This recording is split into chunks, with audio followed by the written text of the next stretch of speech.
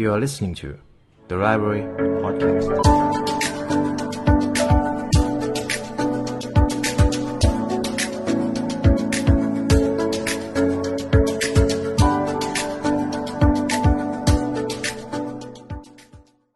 ตำราสู่ความสำเร็จและเนื้อหาพิเศษจากเรา The Library Premium Content รับชมทั้ง2ช่องทางได้แล้ววันนี้ทั้ง YouTube Membership และ www.thelibrarylearn.com เพราะการเรียนรู้จะทำให้คุณเป็นอิสระ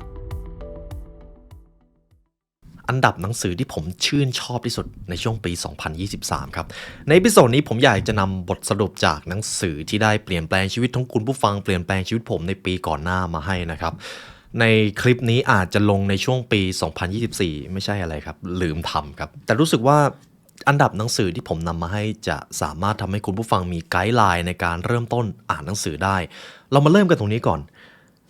ตัวผมเองในปีที่แล้วถ้าให้ผมนับว่าอ่านหนังสือไปกี่เล่มจำไม่ได้จริงๆครับแต่ถามว่าเกิน100หรือเปล่าคิดว่าเกินการอ่านหนังสือให้อะไรกับตัวผมบ้างอย่างแรกเลยคือผมมีช่วงเวลาที่ได้โฟกัส2ผมได้ดีฟไปกับความรู้ได้เจาะลึกไปกับความรู้เหล่านั้นมากขึ้นและ3ก็คือ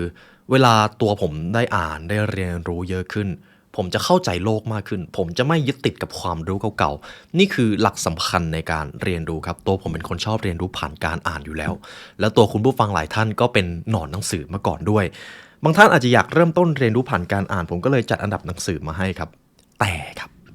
จะมีอยู่2หมวดหมวดที่1คือหนังสือทั่วไปเลยเหมาะกับการพัฒนาตัวเองเหมาะสำหรับสายที่อยากเรียนรู้เพื่อพัฒนาตัวเองกับหมวดที่2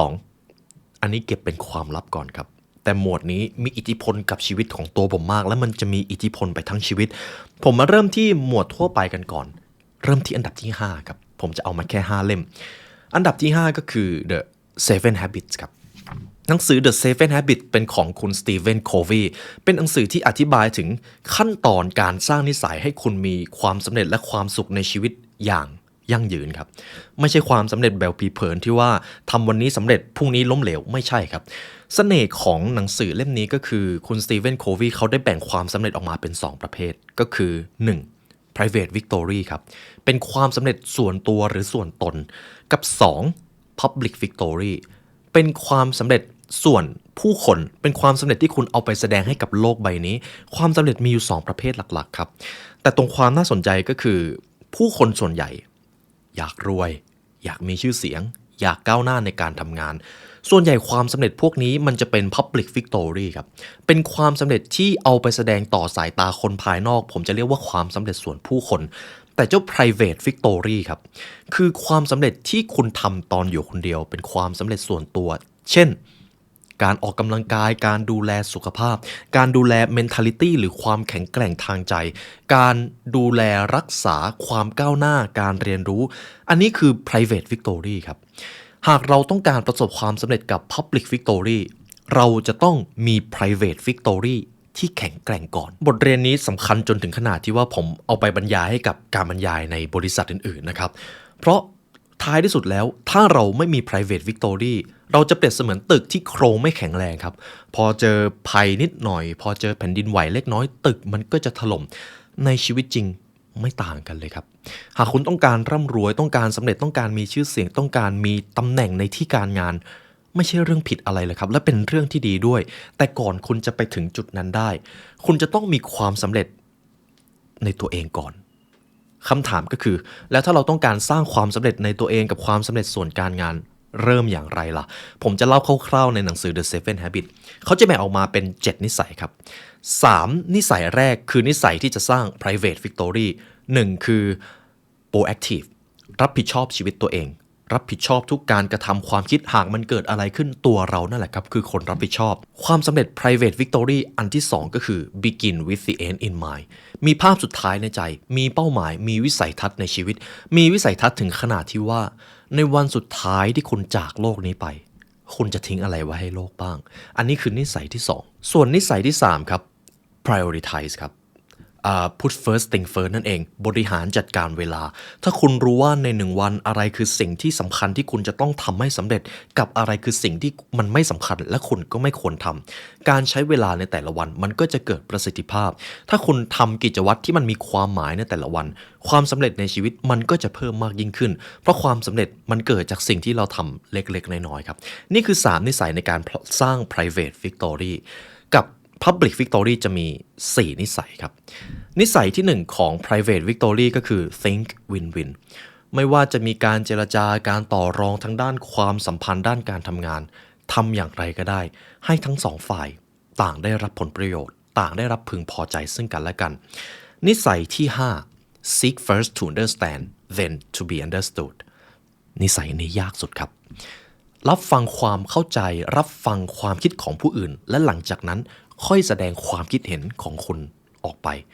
คุณสตีเฟนโควีบอกเลยว่านิสัยนี้ฝึกได้ยากมากแต่ถ้าคุณฝึกได้คุณจะได้ความสัมพันธ์ที่จริงใจคุณจะได้มิตรภาพที่สามารถสนับสนุนเกื้อกูลความสำเร็จซึ่งกันและกัน Seek first to understand ก็คือเป็นผู้ฟังก่อนเข้าใจคนอื่นเข้าใจโดยไม่ตัดสินก่อนและ then to be understood และหลังจากนั้นค่อยทำให้ผู้อื่นมาเข้าใจคุณมันคือการเป็น giver ก่อนที่จะเป็น taker นั่นเองนิสัยที่6ก็คือ synergize ครับร่วมมือกับผู้อื่นให้เป็นไม่ว่าความสำเร็จของคุณผู้ฟังจะเกี่ยวข้องกับเรื่องอะไรก็ตามแต่ถ้าคุณร่วมมือกับผู้อื่นไม่เป็นความสำเร็จมันจะติดเพดานครับ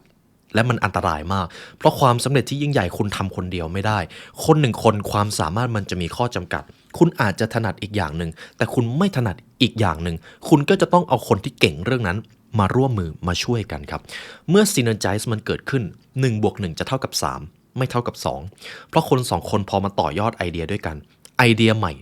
มันจะเกิดและมันเป็นไอเดียที่ทรงพลังมากกว่าการที่คนคนเดียวมานั่งคิดครับนิสัยที่7ก็คือ sharpen the saw นิสัยนี้จะกำหนดได้เลยว่าความสำเร็จที่คุณสร้างมาตั้งแต่นิสัยที่1มันจะยั่งยืนหรือเปล่าความสำเร็จนี้ก็คือมันจะมีอยู่4ส่วนที่คุณจะต้องดูแลให้ดี1คือ mindset 2คือ soul ครับจิตวิญญาณ mindset ก็คือกรอบความคิดการมองโลก3คือสุขภาพครับ health และ4คือ heart ความสัมพันธ์ heart ในที่นี้คือความสุขนะครับความสุขในชีวิตส่วนใหญ่ของคุณผู้ฟังขึ้นอยู่กับสิ่งที่เรียกว่าความสัมพันธ์รอบตัวเลยลองสังเกตดูว่าในชีวิตการทำงานความสุขหรือความทุกข์ในการทำงานจริงๆไม่ได้มาจากงานแต่มาจากคนนี่คือ4ส่วนของ Sharpen the Saw ครับความสำเร็จของคุณจะยั่งยืนคุณจะมีความสุขไปจนถึงช่วงบั้นปลายชีวิตหรือเปล่าขึ้นอยู่กับนิสัยสุดท้ายนี่คือ7นิสัยในหนังสือ The Seven Habits ครับผมนำมาสรุปภายใน5นาทีอันดับที่4ครับ Manifest ครับ 7 Steps to Live as Your Best Life Manifest ก็คือ7นิสัยหรือ7ขั้นตอนที่จะทำให้คุณได้ทุกสิ่งที่ปรารถนาผมมีโอกาสได้อ่านหนังสือเล่มนี้ในฉบับภาษาอังกฤษในช่วงต้นปีครับแล้วก็โชคดีมากเลยที่ประเทศไทยบ้านเรานำมาแปลเป็นฉบับจริงหนังสือเล่มนี้เป็นหนังสือของคุณร็อกซี่นาฟอซี่นะครับเป็นอีกเล่มหนึ่งที่ผมอยากจะแนะนำมันเป็น7ขั้นตอนที่ทำให้คุณได้ค้นพบความปรารถนาและค้นพบตัวตนของตัวเองครับ7ขั้นตอนนั้นมีอะไรบ้างล่ะผมจะเล่าคร่าวๆก็คือตั้งแต่1ถึง7ข้อที่1 be clear in your vision มีวิสัยทัศน์มีเป้าหมายหากคุณผู้ฟังลองสังเกตดีๆครับหนังสือเกี่ยวข้องกับความสำเร็จให้ความสำคัญกับเป้าหมายมากๆครับสเต็ปที่2 remove fear and doubt ขจัดความกลัวและความกังขาในตัวเองหากคุณมีความฝันหากคุณมีเป้าหมายแต่คุณวิตกกังวลหากคุณลังเลคุณไม่กล้าลงมือทำความสำเร็จมันก็จะไปแบบครึ่งกลางๆหรือบางทีมันอาจจะไม่เกิดขึ้นเลยสเต็ปที่3 align your behaviorจัดการพฤติกรรมและนิสัยของคุณนิสัยที่คุณทำเล็กๆน้อยๆในแต่ละวันกำหนดโชคชะตาที่มันจะเกิดขึ้นไปจนถึงช่วงบั้นปลายชีวิตสเต็ปที่4 overcome test from the universe เอาชนะบททดสอบจากจักรวาลให้ได้ข้อนี้เป็นอีกข้อหนึ่งที่ค่อนข้างทรงพลังครับในชีวิตมันจะมีบททดสอบบางทีความล้มเหลวและวิกฤตก็จะเข้ามาในรูปแบบที่หลีกเลี่ยงไม่ได้แต่ทั้งหมดคือการทดสอบครับถ้าคุณไม่พาให้ตัวเองผ่านบททดสอบนั้นคุณก็จะเจอบททดสอบนั้นวันแล้ววันเล่าและคุณก็จะรู้สึกว่าทำไมโชคชะตาถึงเล่นตลกกับคุณเหตุผลเป็นเพราะคุณไม่ได้ตัดสินใจที่จะเอาชนะกับบททดสอบนั้นสเต็ปที่5 embrace gratitude without caveats embrace gratitude ก็คือขอบคุณครับเป็น gratitude mindset เป็น กรอบความคิดในการเห็นคุณค่าในสิ่งที่มีอยู่หากผมได้ทุกสิ่งทุกอย่างมาแต่ผมกลับไม่เคยขอบคุณสิ่งเหล่านั้นเลยผมก็จะไม่มีความสุขอยู่ดีเพราะผมจะต้องการแสวงหาเพิ่มใช่ไหมครับแล้วถ้าผมไม่มีความสุขเหตุผลที่ผมสร้างมาทั้งหมดก็สูญเปล่าสเต็ปที่6 turn envy into inspiration เปลี่ยนความอิจฉาเป็นแรงบันดาลใจความอิจฉาเป็นสิ่งที่มีอยู่ในตัวเราทุกคนครับผมก็มีแต่ถึงอย่างไรก็ตามความอิจฉาคือสิ่งที่เป็นธรรมชาติในรหัสพันธุกรรมมนุษย์การที่คุณตอบสนองกับความอิจฉานั้นอย่างไรต่างหากจะเป็นตัวกำหนดว่าความอิจฉาเป็นสิ่งที่ดีหรือสิ่งที่แย่หากคุณเปลี่ยนความอิจฉาเป็นความริษยาเป็นการดูถูกเป็นการหาข้ออ้างเพื่อที่จะไม่พัฒนาตัวเองความอิจฉานั้นจะกลายเป็นบ่อน้ำเน่าในชีวิตก็ว่าได้ครับแต่ถ้าคุณเปลี่ยนความอิจฉาเป็นแรงบันดาลใจพอเห็นคนคนหนึ่งประสบความสำเร็จก็เลยเลือกที่จะถอดบทเรียนมาจากเขาและต้องการประสบความสำเร็จเหมือนคนคนนั้นบ้างความอิจฉานั่นแหละครับมันจะกลายเป็นแรงบันดาลใจในชีวิตมันจะกลายเป็นบ่อน้ำชั้นดีที่จะต่อยอดสู่ความสำเร็จสเต็ปที่7 trust in the universe เชื่อใจในจักรวาลครับข้อนี้ตรงตัวทุกอย่างที่มันเกิดขึ้นล้วนมีเหตุผลในตัวมันเองเสมอขอให้คุณเชื่อมั่นเหตุการณ์ที่เกิดขึ้นในชีวิตบางครั้งมันก็ดีบางครั้งมันก็ร้ายและบางครั้งมันก็ร้ายมากๆด้วยแต่ทั้งหมดมันมีเหตุผลกับคุณผู้ฟังข้อนี้ลึกซึ้งและผมเองก็มีโอกาสได้ไปเสวนาหนังสือเล่มนี้ในช่วงสิ้นปีก็ขอบคุณทางสำนักพิมพ์อมรินทร์มากนะครับที่ให้ผมเป็นแขกรับเชิญไปต่อไปครับผมจะพูดถึงอันดับที่3 at your best ครับหนังสือเล่มนี้พูดถึงเรื่องของการบริหารจัดการพลังงานครับผมชอบส่วนหนึ่งที่เขาบอกก็คือสมมุตินะครับหากคุณผู้ฟังใน1วันรู้สึกว่าบริหารจัดการเวลาไม่ได้เลยรู้สึกว่าเป็นคนไม่มีเวลาบางทีคุณอาจจะไม่ได้บกพร่องในการบริหารเวลาครับแต่คุณบกพร่องในการบริหารพลังงานครับนี่คืออีกบทเรียนหนึ่งที่ผมได้ค้นพบในปีนี้แล้วมันมีอิทธิพลกับชีวิตผมมากผมเอาไปแนะนำให้กับทีมงานก็คือการบริหารพลังงานสำคัญกว่าการบริหารเวลาหากคุณรู้สึกว่าใน1วันคุณยุ่งมากเลยจริงๆคุณอาจจะไม่ได้ยุ่งแต่ว่าคุณแค่รู้สึกยุ่งเฉยๆครับและต้นเหตุที่คุณรู้สึกยุ่งก็เป็นเพราะคุณใช้พลังงานผิดช่วงเวลาผมจะสรุปบทเรียนจากหนังสือเล่มนี้คร่าวๆก็คือใน1วันนะครับ1วันจะมีอยู่3โซนสีเขียวสีเหลืองและสีแดงผมจะอธิบายทั้ง3โซนสั้นๆก็คือโซนสีเขียวครับเป็นโซนที่คุณทำอะไรได้ดีมักจะอยู่ในขอบเขต3ชั่วโมงถ้าคุณผู้ฟังเป็นคนตื่นเช้าทำงาน9โมงส่วนใหญ่โซนสีเขียวมันก็มักจะอยู่ในช่วง9โมงถึง11โมงนะครับเพราะโซนนี้เป็นช่วงที่สมองกำลังปลอดโปร่งพร้อมคิดงานที่สำคัญส่วนโซนสีเหลืองสำหรับตัวผมเองและคนส่วนใหญ่ก็อาจจะอยู่ในช่วงบ่ายเป็นโซนที่ deep work ไม่ค่อยได้แต่ทำงานได้บ้างประชุมได้บ้างส่วนโซนสีแดงก็อันนี้คุณผู้ฟังอาจจะตอบได้บางคนนะครับเพราะช่วงไหนที่คุณหงุดหงิดง่ายมากเลยนั่นแหละครับโซนสีแดงถ้าให้ผมถ่ายคนส่วนใหญ่โซนสีแดงมักจะอยู่ในช่วง4โมงถึง5โมงเย็นในช่วงเลิกงานแล้วกำลังกลับบ้านเพราะพลังงานเริ่มหมดในช่วงโซนสีแดงอย่าทำอะไรที่มันสำคัญอย่าตัดสินใจในเรื่องที่สำคัญเพราะคุณจะตัดสินใจพลาดครับนี่คือบทสรุปคร่าวๆจากหนังสือ At Your Best นะครับหากใครต้องการบริหารเวลาและพลังงานของตัวเองให้มีประสิทธิภาพหนังสือเล่มนี้คือคำตอบอันดับที่2 The Richest Man in Babylon ครับหนังสือเรื่องนี้จะเกี่ยวกับเรื่องของการเงินแต่ไม่ใช่การเงินจ๋าครับเป็นปรัชญาการบริหารเงินผมมีโอกาสได้อ่านหนังสือปีนี้ในช่วงปีที่แล้วเป็นหนังสือการเงินที่เล่มเล็กมากครับแต่ความรู้ไม่ได้เล็กตามเลยเป็นความรู้ที่เอาไปใช้ได้ทั้งชีวิตจะเป็นหนังสือที่อธิบายถึงเรื่องราวการเดินทางของเด็กชายคนหนึ่งครับเด็กชายคนนั้นมีความปรารถนาที่จะต้องการสร้างความมั่งคั่งแต่เผอิญไม่ได้เกิดมาในครอบครัวที่ร่ำรวยแถมไม่ได้มีความรู้ในการหาเงินเลยแต่ไปเจอครูดีครับเจอมหาเศรษฐีที่เอาความรู้มาสอนแล้วเด็กชายคนนี้ก็เลยได้ความรู้บางอย่างที่ล้ำค่ามากผมจะนำนิทานเรื่องหนึ่งมาเล่าให้คุณผู้ฟังนะครับจากหนังสือเล่มนี้มีกษัตริย์องค์หนึ่งครับเขาต้องการทดสอบลูกชายเขาอยากรู้ว่าเนี่ยวันหนึ่งหากลูกชายจะต้องมานั่งแทนที่กษัตริย์มานั่งแทนที่เขาเนี่ยเขาจะมีความสามารถมากพอหรือเปล่าเขาต้องการทดสอบลูกเขาเลยใช้วิธีนี้กษัตริย์องค์นี้ไปบอกกับลูกชายว่าเจ้าลูกชายเดี๋ยวลูกเดินทางไปที่เมืองแห่งนั้นนะแล้วก็ไปใช้ชีวิตที่นั่นเลยพอครบช่วงเวลาค่อยกลับมาพ่อจะให้ของ ใส่ถุง2ใบให้เจ้าติดตัวไปถุงใบที่1เป็นเงินลูกเอาไปใช้จ่ายได้เลยกับถุงใบที่2เป็นศิลาใส่ความรู้บางอย่างเอาไว้ถ้าลูกใช้เงินถุงที่1หมดแล้วไม่รู้จะทำอะไรต่อเปิดถุงนี้ซะถุงใบที่2ลูกชายก็ดีใจครับโอ้โหพ่อให้เงินมาเยอะมากเลยแถมจะได้ออกไปเดินทางลูกชายไม่รอช้าครับเขาอาจจะไม่ได้สนใจถุงใบที่2เลยเพราะเขามีเงินอยู่แล้วเขาสนใจถุงใบที่1เขาเอาถุงใบนั้นเดินทางไปครับระหว่างทางมีกลุ่มคนชายชะกันมาพบเขาแล้วก็บอกไปว่าเจ้าจะไปไหนเหรอพกเงินมาเยอะขนาดนี้เด็กชายคนนั้นก็ตอบว่าข้าจะไปอีกเมืองหนึ่งข้ากำลังเดินทางไปใช้ชีวิตณที่แห่งนั้นแต่กลุ่มชายชะกันกลุ่มนั้นครับพอเห็นเด็กคนนึงถือถุงเงินก็ไม่รอช้าครับแล้วก็บอกว่าเจ้ามีเงินเยอะนี่เอางี้เอาเงินนั้นมาลงทุนกับม้าของพวกเราไหมเพราะเนี่ยเราจะเอาม้าไปแข่ง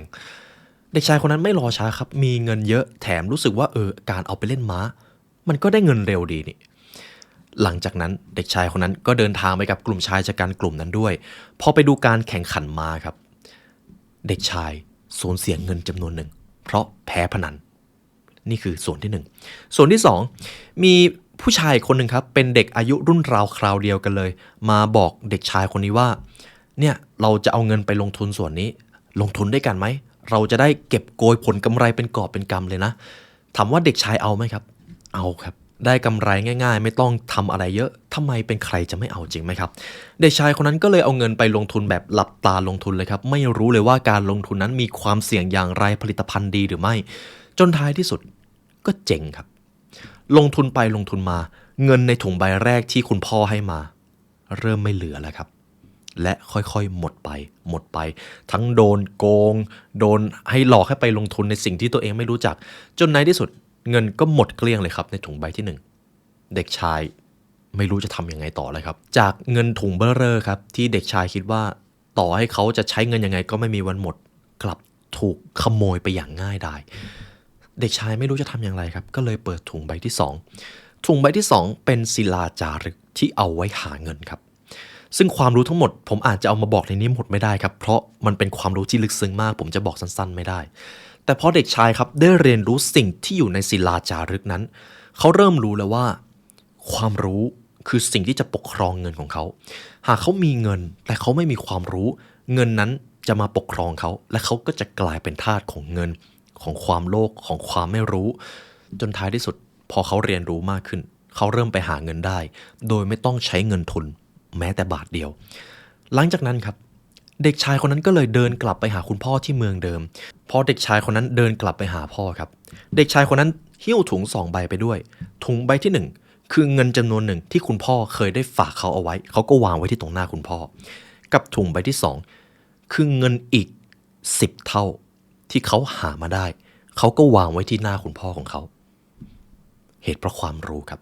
เพราะเขามีความรู้นี่คือบทเรียนที่ลึกซึ้งมากครับพอเขามีความรู้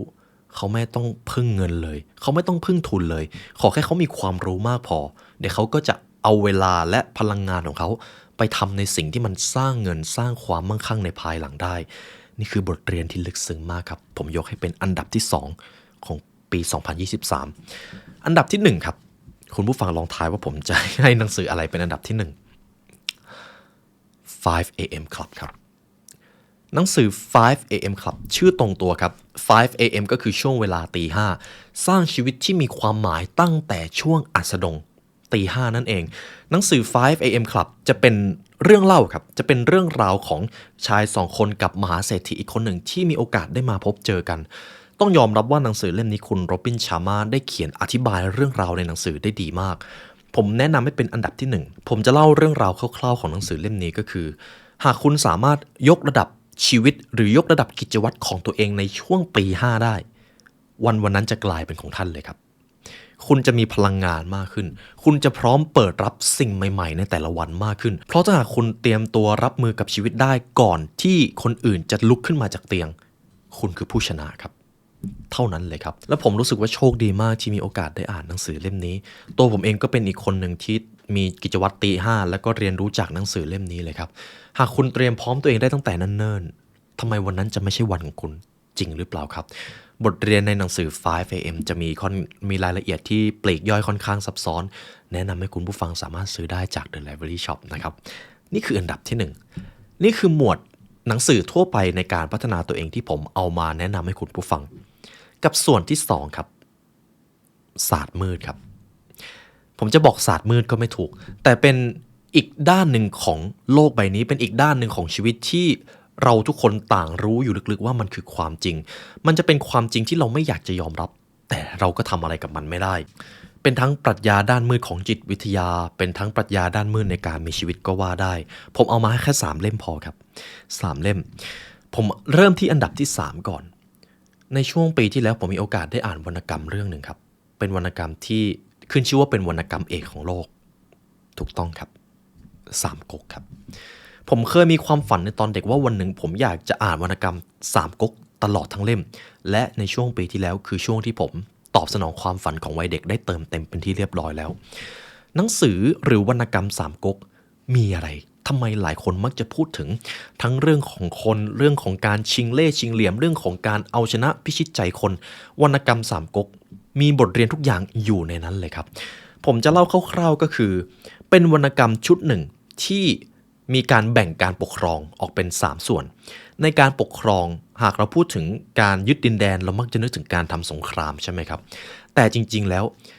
ศึกที่ยอดเยี่ยมที่สุดคือการเอาชนะศึกโดยไม่ต้องรบและการที่คุณจะเอาชนะใครโดยไม่ต้องรบคุณก็จะต้องเล่นจิตวิทยาคุณจะต้องมีเล่ห์เพทุบายในการที่ทำท่าเหมือนจะใช้กำลังแต่จริงๆก็ไม่ใช้ทำท่าเหมือนแข็งแกร่งแต่จริงๆคุณอ่อนแอ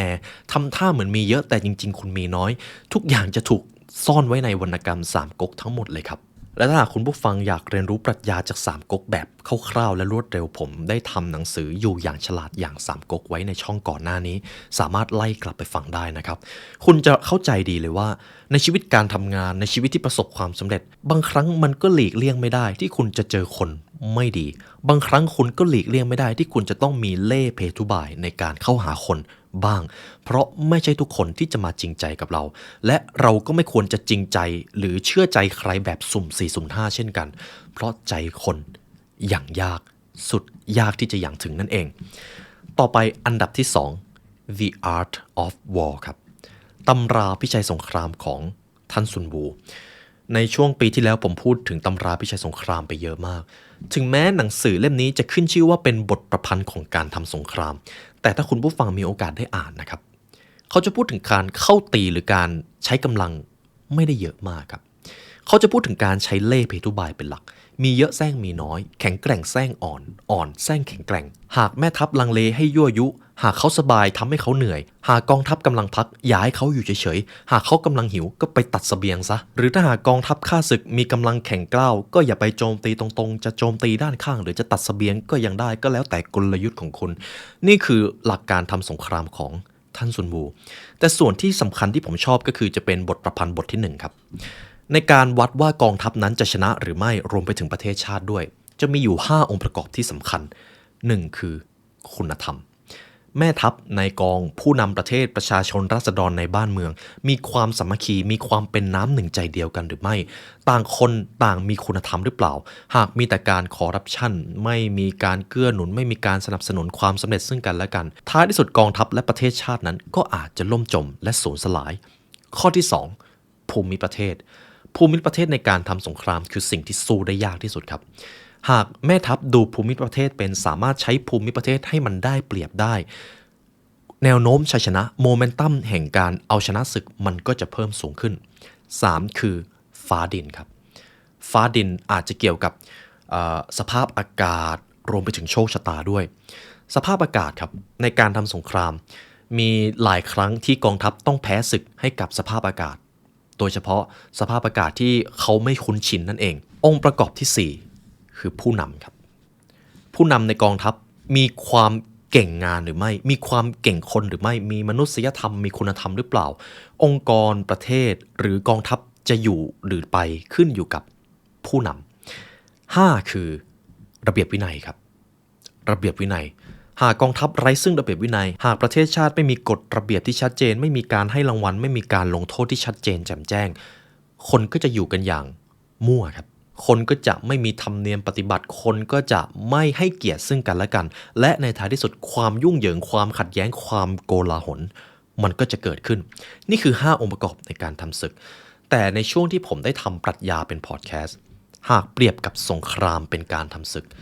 ท่านซุนวูเขากล่าวเอาไว้แบบนี้ครับ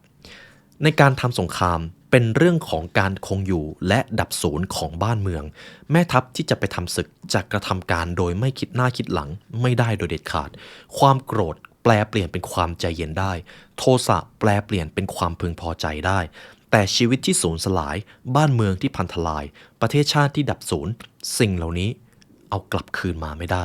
จงพินิจตรึกตรองให้ดีนี่คือประโยคคำกล่าวของท่านซุนวูครับและนี่ก็คือบทสรุปคร่าวๆที่ผมนำมาให้จาก The Art of War ของซุนซูนะครับต่อไปเป็นอันดับที่1ครับ The 48 Laws of Power ครับในช่วงปีที่แล้วผมพยายามทำความเข้าใจกับหนังสือเล่มนี้ค่อนข้างหนักถามว่าในปีที่แล้วรองจาก3ก๊กก็หนังสือเล่มนี้แหละครับที่อ่านนานสุดผมอ่านทั้งฉบับเล็กกับฉบับใหญ่ของคุณโรเบิร์ตกรีนหนังสือ The 48 Laws of Power คืออะไรอำนาจครับ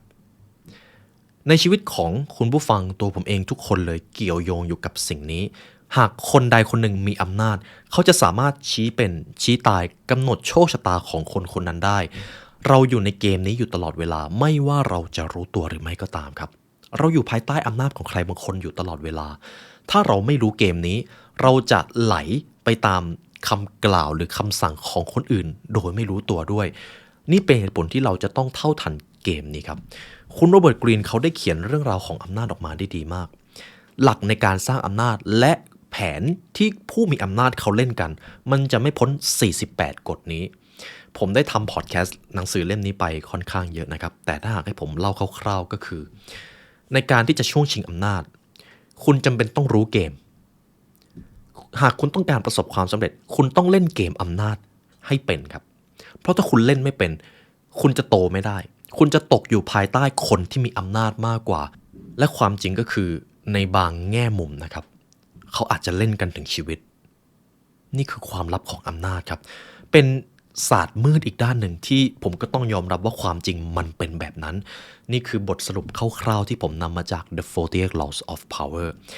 นี่ก็คืออันดับหนังสือทั้งหมดที่ผมนำมาให้คุณผู้ฟังนะครับหากอยากซื้อหนังสือเหล่านี้ซื้อได้ที่ไหนบ้างล่ะ The Library Shop นะครับหนังสือทุกเล่มในร้านที่เราคัดเลือกมาให้คือหนังสือที่เหมาะสมในการพัฒนาตัวเองตัวผมอ่านเองทุกเล่มและผมก็คัดเลือกเข้าร้านครับหนังสือทั้งหมดเดี๋ยวผมจะทิ้งไว้ที่ description ข้างล่างและหากคุณผู้ฟังฟังมาตรงนี้ครับก็ขอบคุณและเป็นเกียรติมากที่ได้มาเรียนรู้เรื่องราวการสรุปหนังสือด้วยกันผมเชื่อว่าทุกท่านหากติดตามมาตั้งแต่ช่วงต้นปีที่แล้วหลายท่านอาจจะเติบโตมากขึ้นและอีกส่วนหนึ่งที่ผมอยากจะกล่าวขอบคุณกับคุณผู้ฟังทุกท่านเลยก็คือในช่วงหลังๆมาผมมีโอกาสได้เจอคุณผู้ฟังในนอกสถานที่ก็มีหลายคนทักมาพูดคุยทักมาไถ่ถามก็ขอบคุณและยินดีมากจริงๆครับดังนั้นถ้าหากเจอผมข้างนอกขอถ่ายรูปได้นะครับไม่ต้องเกรงใจเลยยินดีและเป็นเกียรติมากจริงๆครับเพราะการเติบโตของทุกท่านคือความสำเร็จขององค์กรนี้และแน่นอนครับ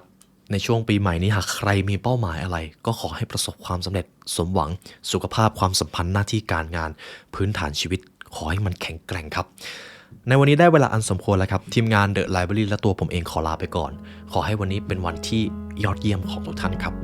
สวัสดีครับ